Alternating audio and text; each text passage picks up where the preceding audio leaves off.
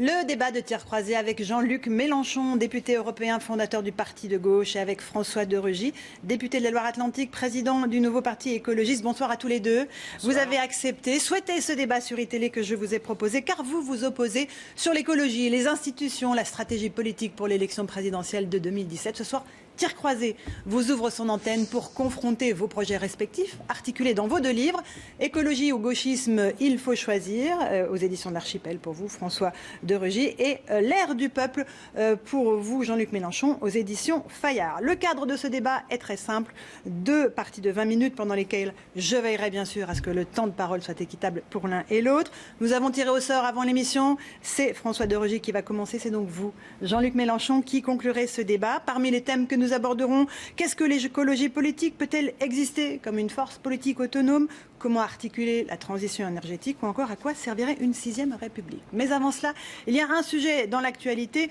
sur lequel vous êtes en totale opposition, je crois, c'est la situation à Air France. 5 salariés ont été déférés ce soir devant le parquet de Bobigny pour violence en réunion. Ils seront jugés le 2 décembre après les violences qui ont été commises contre des cadres de l'entreprise. Est-ce que vous trouvez normal ou pas normal ces gardes à vue? Je vais commencer donc par vous, François de Rugy.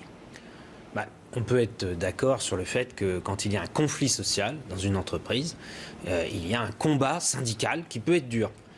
En revanche, moi je souhaite que nous sommes républicains et au-dessus de tout cela, il y a la loi.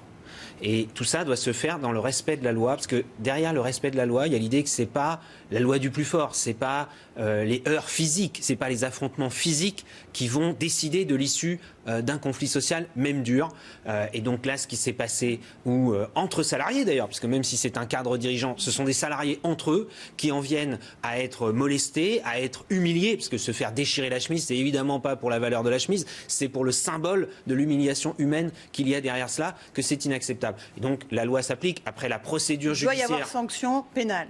En tout cas, il doit y avoir une procédure qui va établir les faits et qui va ensuite décider, dans le cadre d'une procédure contradictoire au tribunal, s'il doit y avoir condamnation. Moi, je ne le dis pas d'avance, mais ce que je sais, c'est qu'il faut respecter la justice. Parce que la justice, c'est pas quand on est d'accord. C'est la justice toujours. Après, on peut contester les gardes à vue des 6 heures du matin, la durée de la garde à vue, mais ça, c'est quelque chose de plus général sur la procédure judiciaire. Votre avis sur la question?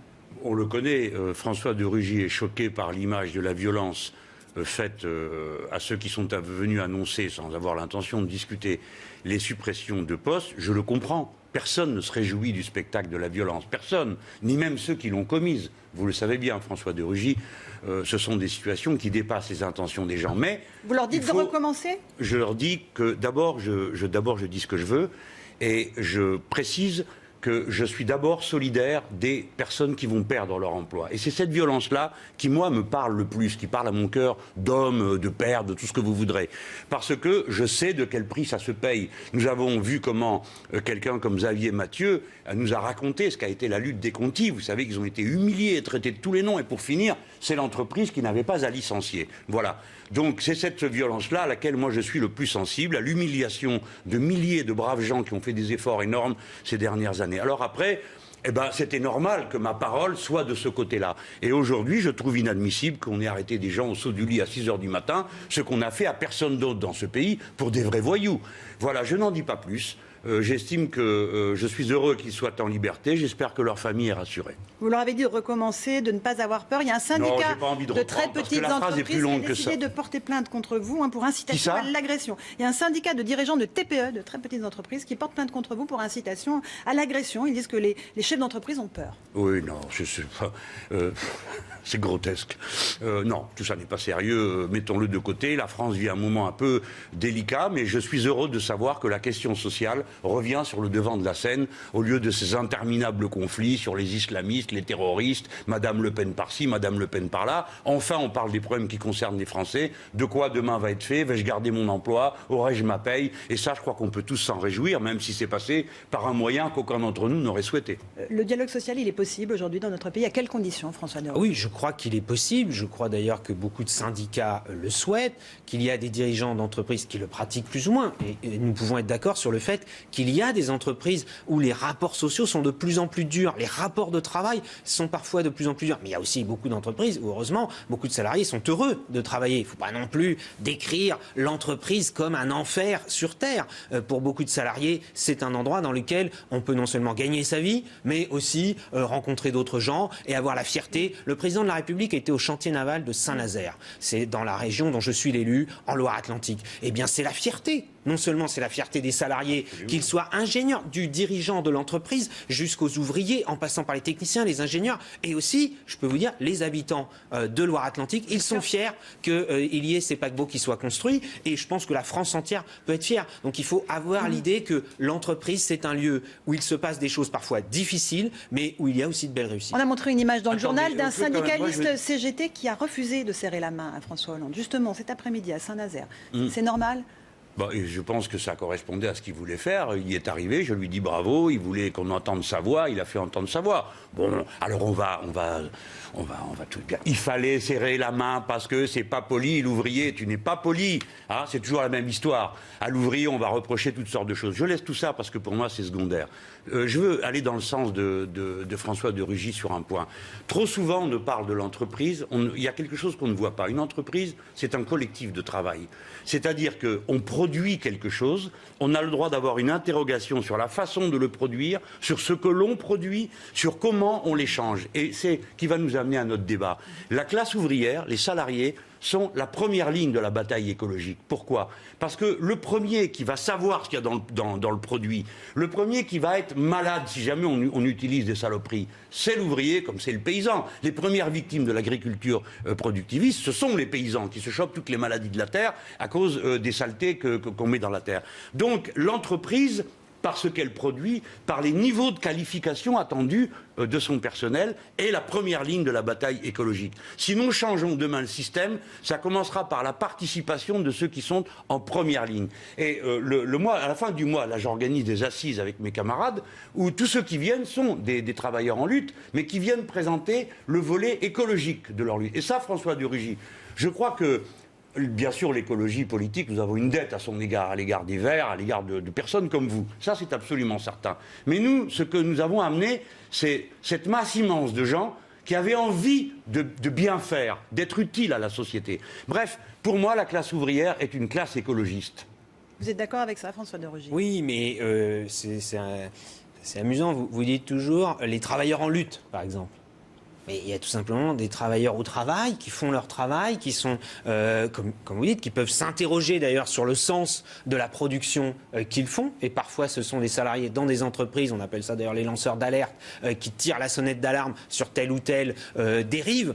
Parfois, au contraire, il faut le reconnaître. Il y a des salariés qui ont dit, par exemple, pas touche à l'amiante à une époque, parce qu'il y avait l'idée que c'était des emplois et qu'il ne fallait pas toucher aux emplois. Il y a des syndicats qui s'interrogent. Moi, je vois, par exemple, vous parliez du dialogue social, la négociation sociale.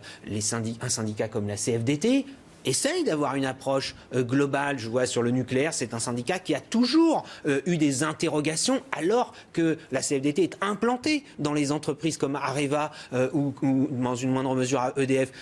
Moi, je crois qu'on peut avoir un dialogue social dans les entreprises, à l'échelle nationale aussi, sur tout à la fois les conditions de travail, les salaires, les conditions de rémunération. Et c'est normal qu'il y ait des négociations et que parfois ce soit un peu dur et qu'il y ait des expressions un peu fortes. Mais ça ne peut pas être, d'une part, le rapport de force violent, ça c'est clair, et d'autre part, plus c'est une approche globale et plus c'est négocié, parce que moi je crois qu'il peut y avoir des luttes parfois, mais on avance par des compromis successifs dans l'entreprise comme en politique. Oui, ben vous êtes d'accord pour dire, François de Rugy, des compromis. Vous êtes d'accord ? C'est ce que je dis dans mon livre. Donc ça veut dire que c'est pas toujours les... Non, je préfère des réformes par compromis que des révolutions. Oui, ça c'est des mots tout ça. Ce qui compte, c'est les faits. Les compromis, ça veut dire que chacun fait des efforts. Pour l'instant, c'est seulement les travailleurs qui font des efforts. Les salariés, je ne parle pas seulement de l'ouvrier de la base, je parle du cadre moyen, je parle de tous ceux qui ont cru à leur business, c'est-à-dire qui se sont donné du mal, qui ont pensé que c'était bien de rentrer à la maison avec l'ordinateur pour continuer le travail le soir, qui sont aperçus qu'on leur a volé leur vie et qu'au moment où les choses vont un peu mieux, c'est encore eux qui passent à la caisse. Parce que dans l'affaire d'Air France va mieux, Air France dégage des bénéfices et beaucoup de gens sont liquidés là-dedans, de la base au sommet.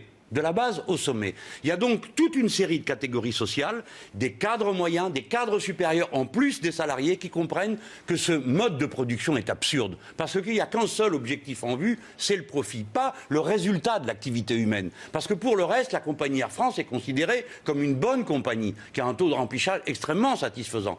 Mais quand vous parlez du fonctionnement même de l'entreprise, eh bien, encore une fois, à condition qu'on puisse parler, que les comités d'hygiène et de sécurité soient respectés, que les travailleurs soient associés à la définition de la production. Quel problème ça poserait? Ça pose un problème, c'est qu'aujourd'hui, c'est la rentabilité d'abord.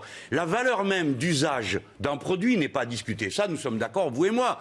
Parce que si nous sommes écologistes, c'est bien parce que nous discutons la valeur d'usage d'un certain nombre de produits. Nous nous insurgeons contre l'utilisation d'un certain nombre de produits et nous ne sommes pas d'accord pour qu'un certain nombre de marchandises soient mis sur le marché parce que nous estimons qu'elles servent à rien et qu'elles produisent que des déchets et du gaspillage. Là-dessus, on est d'accord. François de Rugy, dans votre temps de parole, on va en venir à la question que vous posez dans votre livre Écologie ou gauchisme. Est-ce qu'il faut choisir? Est-ce qu'il faut nécessairement choisir entre les deux? Est-ce que l'écologie est forcément de gauche ou pas?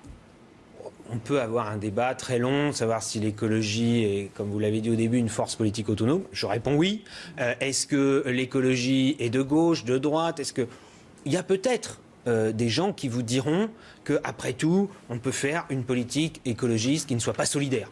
Voilà, on va augmenter les prix de l'énergie brutalement et puis ça fera réduire l'effet de serre. Moi, je fais le choix. Les uns et les autres font des choix d'une écologie solidaire. Donc je pense qu'elle penche plutôt à gauche. Une écologie démocratique. Oui, une écologie progressiste qui croit en effet à l'amélioration des choses. L'écologie, c'est l'amélioration de la qualité de vie. Donc on pourrait dire, avec un langage plus ancien, des conditions de vie. À une époque, on disait plutôt les conditions de vie des travailleurs, conditions de vie des citoyens. Tout le monde n'est pas. La vie ne se réduit pas non plus à la vie dans l'entreprise, heureusement. Et donc il y a cette amélioration de la qualité de vie dans une logique de progrès. Il y a aussi la notion démocratique. Moi, je suis attaché à ce que le changement soit démocratique. On fait avec les gens, on fait avec les citoyens, on n'impose pas brutalement. Mais peut-être certains pourraient défendre une vision écologique autoritaire. Moi, ce n'est pas mon choix. Donc oui, je crois qu'il faut choisir. Et quand je dis écologie ou gauchisme, il faut choisir. C'est parce que je vois qu'il y a l'idée, certains sont de plus en plus loin des responsabilités. C'est pas forcément Monsieur Mélenchon que je pointe du doigt d'ailleurs. C'est certains AELV qui disent il faut surtout pas exercer les responsabilités, il faut pas se salir les mains, c'est le reniement, c'est la trahison, le compromis devient la compromission et ainsi de suite. Moi, je dis de ce point de vue-là, il faut choisir. Quand on prend la peine d'écrire un livre, ça, je crois que c'est un point commun entre nous deux, c'est qu'on prend la peine de s'arrêter un peu dans le tumulte politico-médiatique et on prend la peine d'écrire ce que l'on pense, d'argumenter, de se soumettre au débat. La preuve, aujourd'hui, ce sont ces deux livres qui suscitent le débat et, en effet, de choisir. Et c'est ce que je fais, je crois, dans mon livre, modestement. Jean-Luc Mélenchon, écologie et gauchisme, elles vont-elles de pair?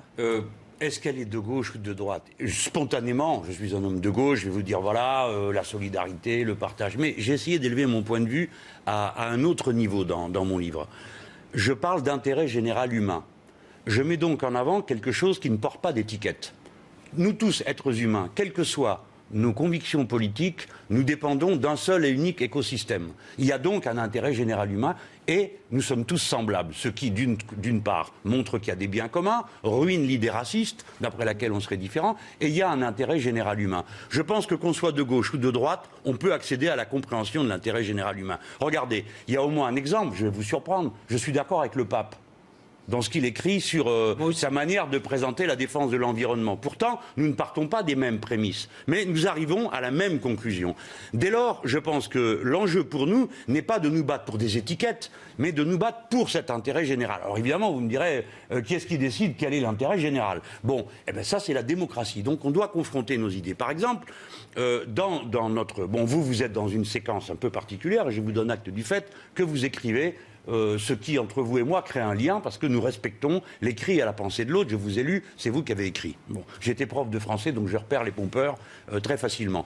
Donc nous écrivons pour nous comprendre. Moi, je pense que nous avons des points communs, au-delà de nos oppositions. Je trouve que vous êtes très dur avec moi. Vous voulez jamais de moi. Les socialistes, oui. Les centristes, oui. Mais moi, non. Pourtant, vous et moi, nous sommes d'accord, par exemple, nous serons d'accord pour la règle verte. Vous savez, j'ai proposé ça pendant la campagne. C'est-à-dire, on ne prend pas plus à la nature que ce qu'elle peut reconstituer. C'est un magnifique défi technique, parce qu'en réalité, personne ne sait comment on doit faire au juste. Il faut donc chercher. Et qui va trouver? Pas 3-4 têtes d'œufs dans un bureau. Les gens à l'entreprise, dans le travail, dans la recherche scientifique vont trouver. Donc vous et moi, on sera d'accord pour dire que pour imposer la règle verte, on va donner la priorité à l'investissement, à la recherche, à la science, à la parole ouvrière et salariale, plutôt que au comptable qui vient dire il faut me cracher du 10% de rendement à la fin de l'année. Ça, c'est un point qu'on aura en commun. On peut faire avancer cette idée, vous à droite, moi à gauche, la faire avancer des deux côtés à la fois. François de Rugy, est-ce que vous ne voulez pas de Jean-Luc Mélenchon ?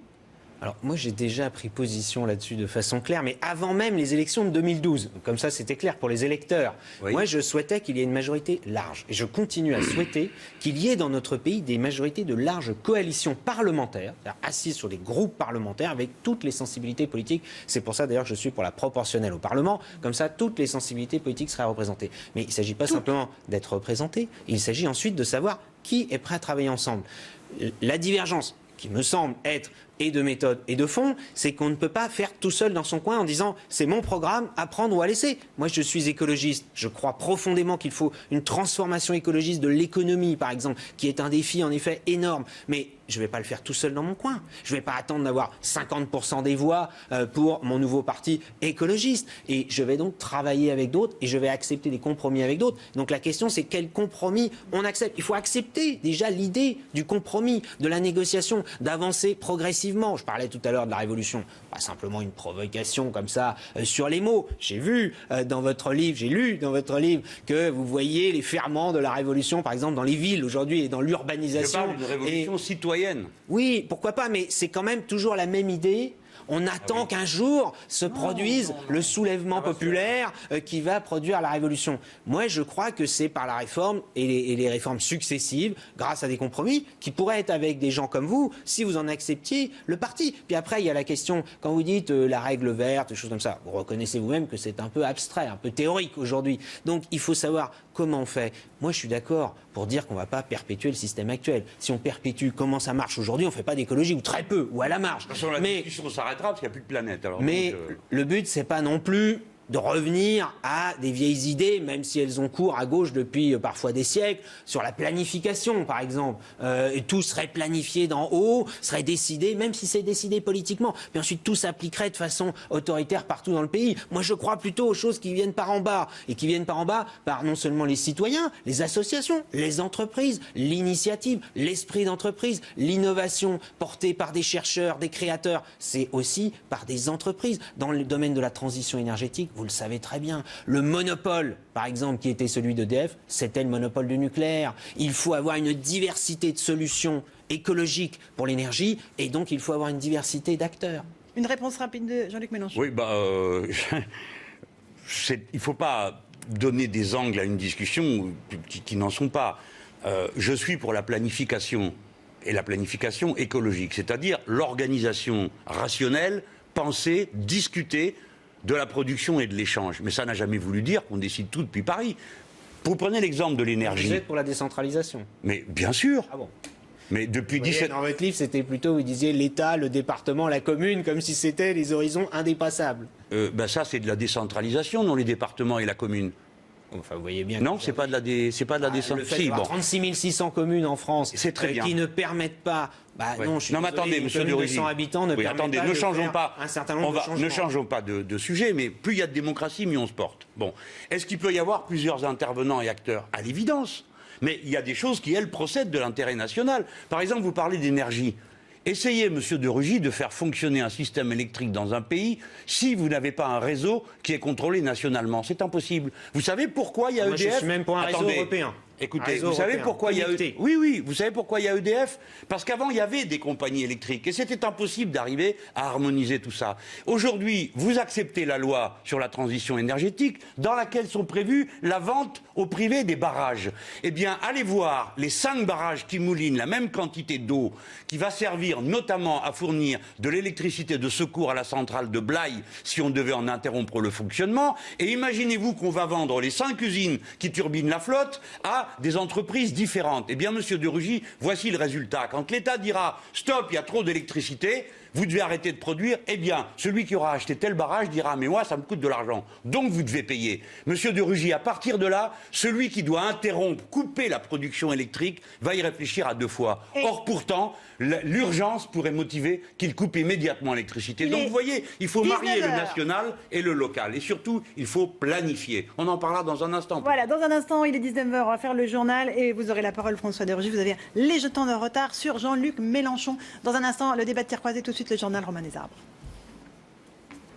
On se retrouve avec Jean-Luc Mélenchon et François de Rugy autour de notre débat sur l'écologie et la gauche. On va parler de la stratégie politique pour 2017. On va parler de la 6e République que vous réclamez, Jean-Luc Mélenchon. Mais avant cela, François de Rugy, vous avez du retard dans le chronomètre, 1 minute 40 à peu près de retard. Vous allez répondre à l'interpellation de Jean-Luc Mélenchon qui vous parlait de la question des barrages et de la production électrique. Dans l'énergie, vous critiquez la loi sur la transition énergétique. Moi, je pense au contraire que c'est un bon exemple. C'est un bon exemple d'abord parce qu'on l'avait annoncé avant les élections. C'est quelque chose que nous avions annoncé en commun, François Hollande, comme candidat à l'élection présidentielle. Nous, les candidats aux élections législatives, on l'a fait. Ça a mis un peu trop de temps à mon goût d'ailleurs, 3 ans, mais on l'a fait. C'est bien de faire ce qu'on a dit. François Hollande avait dit, on va amorcer la baisse de la part du nucléaire de 75 à 50%. C'est un virage comme jamais on en a connu dans l'histoire de la France depuis les années 70 et le lancement du programme électronucléaire.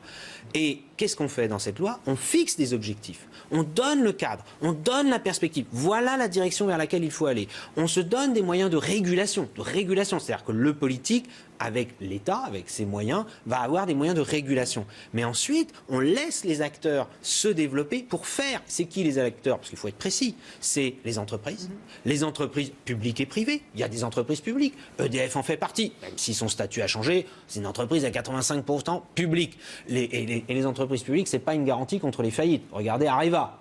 Areva, grosse faillite, entreprise très majoritairement publique. Ce sont des entreprises semi-publiques. Ce que vous avez dit sur les barrages n'est pas tout à fait vrai, puisque en l'occurrence, ce sont des entreprises d'économie mixte, public-privé, et où le public sera majoritaire. Et puis, il y a les acteurs citoyens, il y a les collectivités locales. Les acteurs citoyens, c'est quoi? En Allemagne, vous savez que 50%. Je sais que vous n'aimez pas tellement l'Allemagne, mais sur l'énergie, je trouve personnellement qu'il y a beaucoup de choses. Non, mais je vous le dis franchement, parce que moi, je ne partage pas votre obsession anti-allemande. Sur l'Allemagne, 50%. Anti-allemande, François de Rugy. 50%. On se respecte, on ne va pas se caricaturer ce soir. Tant mieux. Mais moi, je revendique une germanophilie, si je puis dire. 50% en Allemagne de l'éolien. L'éolien, c'est pas de la petite énergie, c'est quand même des grosses machines, c'est de l'industrie, c'est des ouvriers d'ailleurs qui travaillent là-dessus. Mais 50% de l'énergie éolienne en Allemagne est détenue par des citoyens, c'est-à-dire des sociétés coopératives de citoyens qui ont été constituées localement. Moi, je trouve que voilà une voie dans laquelle on peut aller en France, qui crée des emplois, qui crée de l'activité, parce qu'on ne peut pas être que dans la défense des emplois existants. Tout à l'heure, vous parliez à propos d'Air France, etc. Il faut quand même aussi se projeter dans la création d'activités et d'emplois nouveaux. Et ça, je crois que l'écologie, d'ailleurs, le permet. Mais bien sûr. Mais là, vous avez tout à fait raison. Je vais vous donner un exemple. Vous avez une entreprise qui s'appelle Nexis. Elle fabrique des panneaux de verre. Pas du panneau solaire, des panneaux de verre qui produisent de l'électricité. Chaque année, il se pose 1 million de mètres carrés de verre sur des façades de bâtiments. Eh bien, nous avons là l'occasion de produire de l'électricité. Qu'est-ce qu'on fait? C'est EDF qui ne veut pas mettre la main à la poche. Que fait la ministre de l'écologie? Rien, elle ne répond pas. Que fait le président de la République? Rien. Que fait le PDG d'EDF à qui j'écris? Il me dit, écoutez, le marché ne permet pas, compte tenu de la concurrence des Chinois, d'avoir une industrie française compétitive des panneaux photovoltaïques. Premièrement, ce n'est pas des panneaux photovoltaïques. Et deuxièmement, ça prouve...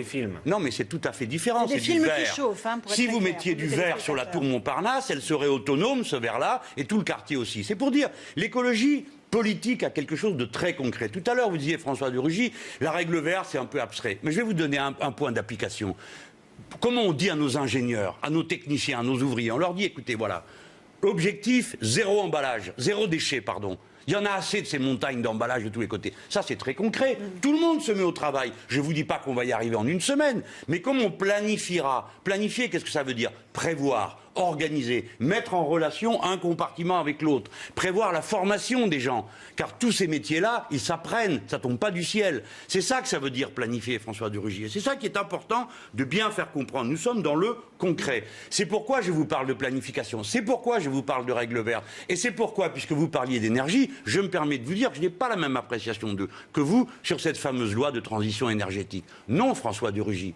Ça n'est pas une décision. Ils ne l'ont pas voté d'ailleurs. Mais oui, mais je vais vous dire, ils n'ont peut-être pas les mêmes raisons que moi. Vous voyez, je vous fais cette concession. Oui, oui, mais ils ont bien eu raison. Parce que ça revient à dire que nous avons institutionnalisé le nucléaire dans notre pays en maintenant son niveau auquel il est aujourd'hui. Car ce qu'on prévoit, c'est le développement de la consommation d'énergie et ça restera 50%. Non, pas vous, Monsieur Mélenchon. Vous êtes un parlementaire. C'est inscrit dans la loi que c'est plafonné. Oui. La consommation est plafonnée au niveau d'aujourd'hui. Vous l'avez dit. Donc il faudra décroître. Attendez. La consommation est plafonnée et par conséquent, elle restera au niveau où elle est. Là, non. Bon. Ça, justement, c'est ceux qui disent on n'y arrive jamais, les lois, c'est pas des avancées. C'est ce que j'appelle la tribu des jamais contents. Vous n'êtes pas dans la tribu des jamais contents, quand même. Monsieur de Rugy, chacun ira vérifier qui de vous dans le texte de la loi a raison dans cette circonstance. En attendant, ce que vous ne pouvez pas retirer de mon propos, c'est que cela revient à dire que le nucléaire reste le cœur de l'énergie de ce pays. Et moi, je vous propose au contraire de demander au pays ce qu'il en pense. Est-ce que vous êtes d'accord avec moi pour dire organisons un référendum pour que, pour la première fois, le peuple français puisse dire ce qu'il pense d'une énergie qui a beaucoup apporté à notre pays. Ceux qui l'ont inventé croyaient bien faire. Mais aujourd'hui, nous savons que c'est un danger immense. Donc tout le monde a le droit de donner son avis. Et ce débat traverse toutes les familles politiques. Il traverse la mienne. Le Front de gauche est partagé sur le sujet. Oui, pas le parti de gauche, lui, il est clair. Il veut la sortie. Vous voulez la sortie, je veux la sortie. Mais comme vous l'avez dit tout à l'heure, nous ne pouvons pas prétendre imposer notre point de vue à tout le monde. Donc, ayons le débat et votons. Pourquoi ? Je veux le dire aux Français. La conséquence du changement climatique, c'est que la mer monte. Quand la mer va monter d'1 mètre, ce qui va se produire, la centrale de Blaye est noyée. La centrale de Blaye est à 50 km de Bordeaux. En 1999, il s'en est fallu d'un cheveu qu'elle ne vienne à disjoncter, si j'ose dire. Donc les Français ont le droit de donner leur avis sur cette question écologique. Et le dire, ce n'est dire du mal de personne. François de Rugy, qui a du retard sur le chrono. Le référendum sur le nucléaire, c'est Danny Cohn-Bendit qui avait été aussi un des premiers à le défendre. Pourquoi pas ? Moi, la seule question que je me pose, c'est la question. Quelle serait la question posée aux Français ? Une question intelligente, si possible. Est-ce que c'est la sortie du nucléaire en 10 ans, 20 ans, 30 ans, 40 ans ? Est-ce que c'est... Bon, on voit bien que c'est un peu complexe. Je pense pour le coup que sur un sujet comme ça, le débat parlementaire a aussi son intérêt et peut amener à des évolutions par la loi qui sont efficaces. Mais moi, je n'écarte pas le référendum, contrairement à beaucoup d'autres responsables politiques qui ont un peu peur de l'expression populaire. Moi, je n'ai pas peur de la souveraineté populaire qui s'exprime par le référendum. Donc, je pense que ça pourrait être bien. Mais je me dis, il faut avoir eu avant le débat, on l'a eu, et il faut avoir une perspective. Donc, après tout, on aurait pu dire, la loi, après l'avoir débattue, on la soumet à référendum. Pourquoi pas ? Nous, on a fait quelques études d'opinion qui montrent d'ailleurs que cette loi est plutôt soutenue et qu'en France, il y a plutôt une majorité pour une sortie progressive. Est-ce qu'un écologiste aurait fait mieux sur cette loi de transition énergétique ou pas, François ? Ah oui, c'est évident. Mieux que Ségolène mais là, je le dis sans hésitation, un ou une écologiste qui aurait été ministre de l'écologie, ce qui aurait été possible, puisque c'était sur la table dans un contrat de coalition avec François Hollande et Manuel Valls en avril 2014, bien sûr qu'un ou une écologiste aurait porté une ambition plus forte, aurait mené des bras de fer au sein du gouvernement, parce que l'écologie, ça ne se fait pas tout seul.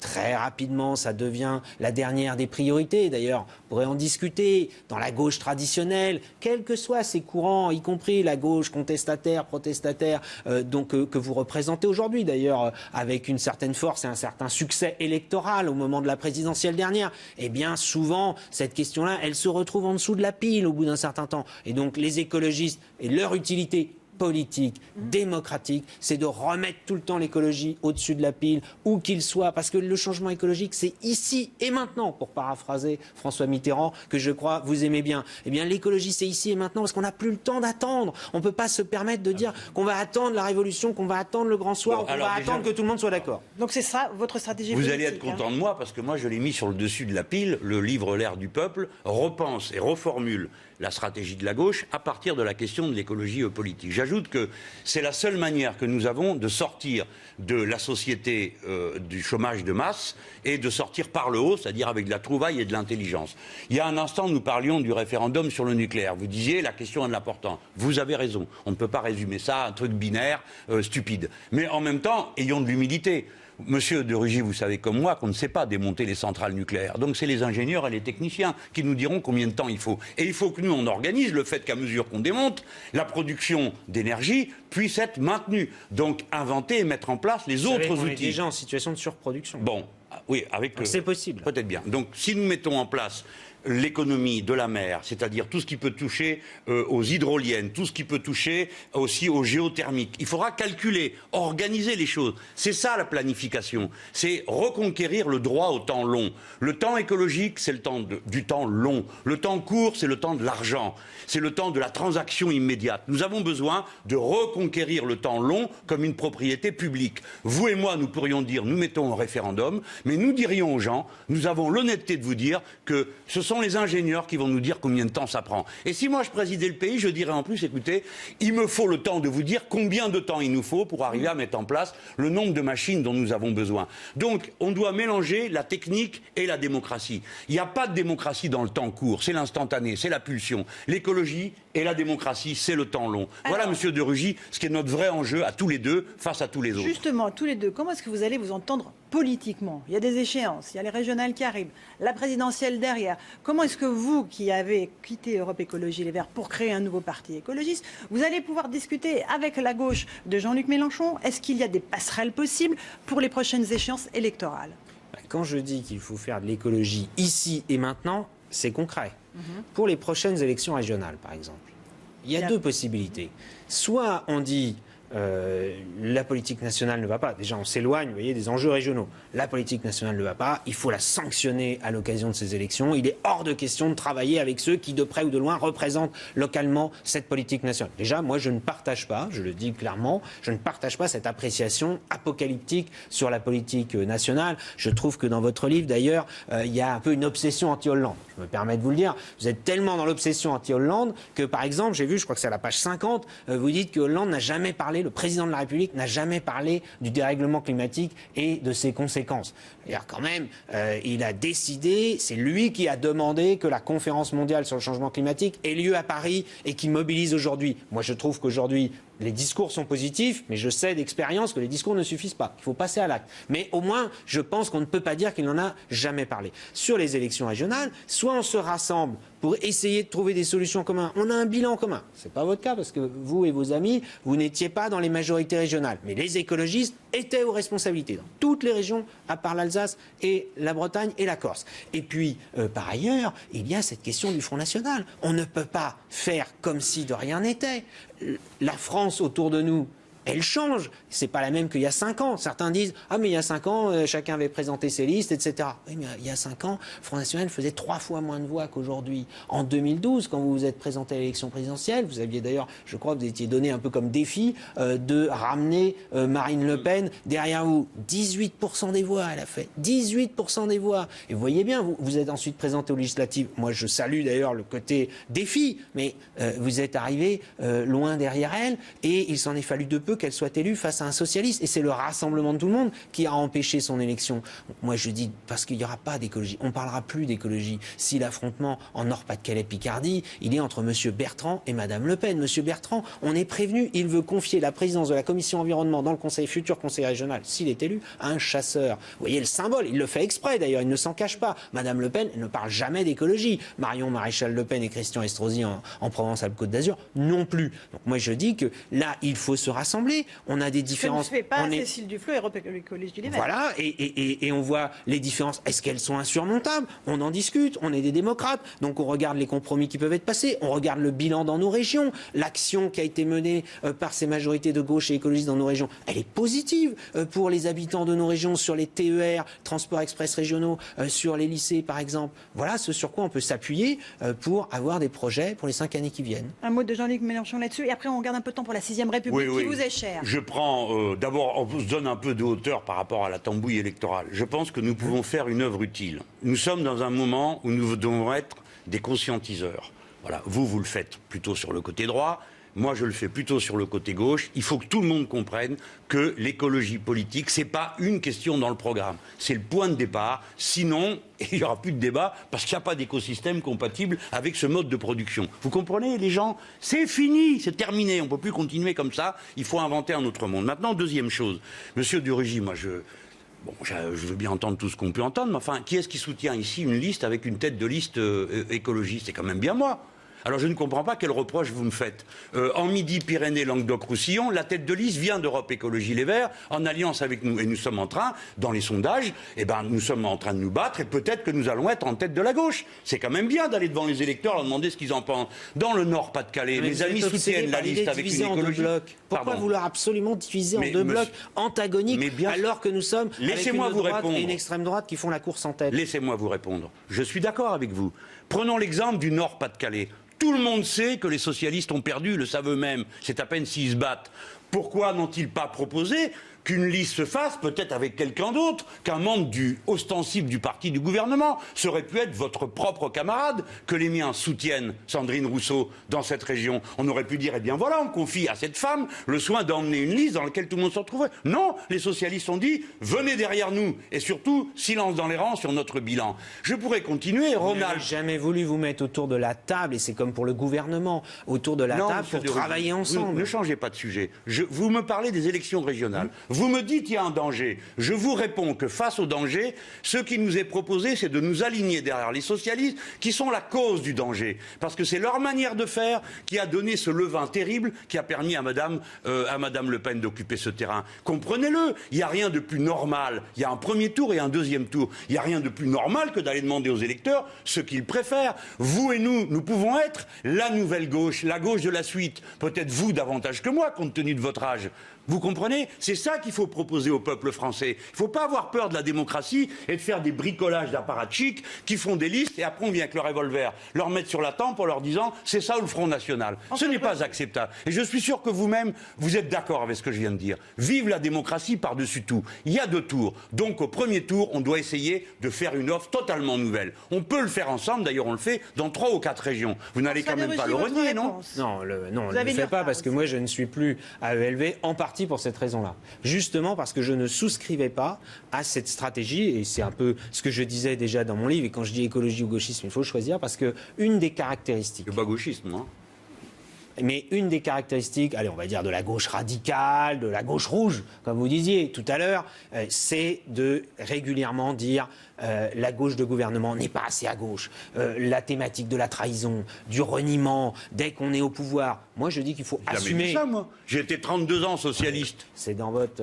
Non, mais Hollande, oui, a renié toutes ses convictions. Mais je n'ai pas dit que c'était le simple fait d'être au pouvoir. J'ai été ministre, j'ai été président de conseil général, j'ai été maire adjoint dans un... Je n'ai jamais dit que l'exercice du pouvoir était un handicap pour agir. Il faut s'en donner les moyens. Mais exactement, c'est ce que je fais. Par le vote. Est démocrate, puisque vous disiez que c'est la démocratie par-dessus tout et la démocratie électorale, eh bien, les électeurs écologistes, je ne me prononce pas pour les électeurs du Front de gauche ou du Parti de gauche, ils souhaitent le rassemblement parce qu'ils voient, ce n'est pas vrai cette histoire il suffira de se retrouver au deuxième tour. Vous le savez très bien. D'abord, c'est un peu étrange de dire qu'on va se retrouver au deuxième tour quand toute la campagne de premier tour, elle est faite pour dire ceux-là, ils sont pas bien, il faut les sanctionner, il faut les condamner. Il est bien possible qu'au deuxième tour, on ne se retrouve pas. C'est bien possible. Ah bah alors il faudrait savoir. Je vais vous donner un exemple, Monsieur de Rugy. À Grenoble, au deuxième tour, ce sont les socialistes qui ne sont pas venus soutenir notre liste. N'est-ce pas, Monsieur de Rugy? Donc ne réservez pas vos critiques commiens lorsqu'ils refusent d'aller voter pour des gens qui les ont méprisés. Je vais vous dire, j'ai cité tout à l'heure les 3 régions où il n'y avait pas d'écologistes dans le gouvernement régional, en quelque sorte. L'Alsace et la Corse, parce que en Corse, il n'y avait pas eu d'écologistes élus. En Alsace, c'est la droite qui gouvernait. Et j'ai cité la Bretagne. Et vous savez que la Bretagne est chère à mon cœur. Je sais que vous avez un petit problème avec la Bretagne, mais moi, elle est chère à mon cœur. Qu'est-ce que vous inventez? Et vous savez très bien, mais vous avez critiqué la culture et le régionalisme breton. Jamais, monsieur. Vous n'aimez pas le régionalisme. Le régionalisme, non. Voilà. Mais je n'ai pas critiqué la culture bretonne. Qu'est-ce que vous racontez de Rugy? Vous faites l'ethniciste, là. C'était un petit clin d'œil à la Bretagne, et les Bretons me comprendront. Mais les Bretons bleus et rouges, ils me comprennent aussi mieux que vous. Nous n'étions pas, par exemple, il n'y a pas de vice-président écologiste auprès des socialistes en Bretagne, parce que les socialistes ne l'avaient pas voulu. Et donc, moi, je suis pour le rassemblement, et même quand il faut l'être pour 2 ou pour 3. Parce que, je vais vous dire, je suis pour un rassemblement large, comme je l'ai dit un jour dans un autre débat, qui aurait pu aller de Mélenchon à Bayrou, en passant par les socialistes et les écologistes. C'est ce que nous aurions dû faire en 2012. Et donc, pour les régionales, face à une extrême droite qui fait la course en tête, un débat de deuxième tour, vous le savez très bien, qui risque de se polariser entre la droite et l'extrême droite, il n'y aura plus de place à ce moment-là pour la gauche et les écologistes. Vous êtes quasiment à temps de parole égal. On va passer à la conclusion. François de Rugy, vous commencez, c'est Jean-Luc Mélenchon qui conclura. Alors, 2017, stratégie politique, 6e République, qu'est-ce que vous souhaitez et qu'est-ce que vous voyez pour l'avenir? On ne peut pas parler de la 6e République en conclusion, parce que là aussi, je pense qu'on pourrait être d'accord sur la proportionnelle. Je crois que vous êtes même favorable au vote obligatoire comme moi. En revanche, dire on fait table rase du passé, une de vos camarades, je crois, a sorti un livre, Raquel Garrido, sur la 6e République. Elle dit il faut qu'il y ait une assemblée constituante dans laquelle il n'y a aucun député qui siège actuellement à l'Assemblée nationale, etc. Bon, je trouve que ça, encore une fois, c'est dommage, c'est excessif. On aurait besoin de rassembler. Et moi, je vais vous dire, si ma conclusion, elle devait être sur un point, c'est que l'écologie rassemble. Parce qu'on a besoin de tout le monde pour d'abord faire avancer l'écologie, puis parce que les dégâts du dérèglement climatique, de la montée des eaux, ne choisiront pas leurs victimes. Là, ce ne sera pas une question de classe, de lutte des classes ou de différence de classe. Bien sûr, ceux qui sont un peu plus riches pourront se protéger plus facilement. Mais regardez, quand il y a eu ce drame sur la Côte d'Azur, dans les Alpes-Maritimes, il y a quelques semaines seulement, eh bien, ça a touché invariablement, de façon aveugle. Les victimes, elles n'ont pas eu le moment de réfléchir et de se protéger. Et donc, moi, je dis, faisons une écologie qui rassemble les forces politiques. Chaque fois que les gens pourront aller de l'avant, faisons-le, ici et maintenant, sans attendre que toutes les conditions parfaites, idéales soient réunies, qui rassemblent les entreprises, les associations, les collectivités locales. Voilà la conception de l'écologie que je défends, qui, je le crois, correspond à ce que aspirent les électeurs écologistes. Jean-Luc Mélenchon. Bon, je suis content de vous avoir entendu conclure sur l'intérêt général humain. Et si vous creusez, vous vous apercevrez que l'intérêt général humain bute sur des intérêts particuliers, monsieur de Rugy. Il ne faut donc pas avoir de naïveté. Bon, dans l'attribution et l'allocation du capital, soit c'est pour les profits, soit c'est pour l'investissement et les salaires. On ne peut pas faire les deux choses en même temps. On ne peut pas faire cracher du 12% à un investissement, comme on le demande aujourd'hui, et en même temps faire de l'investissement dans des nouvelles machines et des nouvelles formations. C'est pour vous dire que l'écologie est fondamentalement, à mes yeux, anticapitaliste. Mais sur le fond de l'affaire, la 6e République, c'est pas pour mettre un numéro. Ça n'a pas de sens. Mais vous-même, vous dites, il faut changer le mode de censure du gouvernement, changer le mode électoral. Bon, eh bien, monsieur de Rugy, proposition de loi. Voilà, mais on sera peut-être d'accord dessus. 22 changements de la Constitution sans demander son avis au peuple français. On a tort de vouloir une assemblée constituante. Une assemblée constituante, à quoi ça sert? Ça sert à ce que tous les Français, de toutes les origines, se réapproprient leur patrie en définissant quelles sont les règles communes, les droits qu'on se reconnaît, qui deviennent ensuite des devoirs. Car les droits que je vous reconnais sont les devoirs que je m'impose. N'est-ce pas? C'est ça la 6e République. Eh bien, je vais vous dire, il faut répondre à des questions. Vous êtes élu, je suis élu. Alors, comment on concilie ça avec le fait que les gens ont le droit de donner leur avis? Par exemple, c'est la question du référendum révocatoire. Si les gens décident que vous n'avez pas été à la hauteur de votre tâche, ils peuvent lancer une procédure qui débouche sur un référendum dans lequel les gens décident si vous continuez ou si vous partez. Ça existe aux États-Unis dans 3 États. Ça existe dans certains pays d'Amérique latine. Pourquoi ne le ferait-on pas? Mais pas depuis notre bureau, à vous et à moi, dans une assemblée, à partir de la base, à partir du peuple. On élit une assemblée, on demande que ceux qui sont dans les autres assemblées ne s'y retrouvent pas parce qu'ils auraient tôt fait peut-être d'arranger pour eux. Ce nouveau système, ça s'est déjà produit dans l'histoire de France, que l'on ne permette pas à des sortants de se représenter. Qu'est-ce qu'il y a de plus normal que de vouloir refonder cette France, qui est si nouvelle à partir de son propre peuple? Monsieur de Rugy, si on avait plus de temps, je suis sûr de vous convaincre. Parce que vous proposez des votes pour, par exemple, des référendums sur le péage urbain. Vous proposez sur le travail du dimanche. Mais alors, sur le nucléaire et la Constitution, là, vous proposez plus rien. Pourquoi? Je vous convaincrai. À tous les deux d'avoir participé pratiquement à la seconde près, vous avez eu le même temps de parole à ce débat. Je renvoie à vos 2 livres, L'ère du peuple chez Fayard pour Jean-Luc Mélenchon, Écologie au gauchisme chez l'Archipel pour François de Rugy. Merci à tous les deux, merci à Anne Lorrain d'avoir monté ce débat. Tout de suite, dans un instant, le journal sur iTélé. Merci à tous les deux, bonne soirée.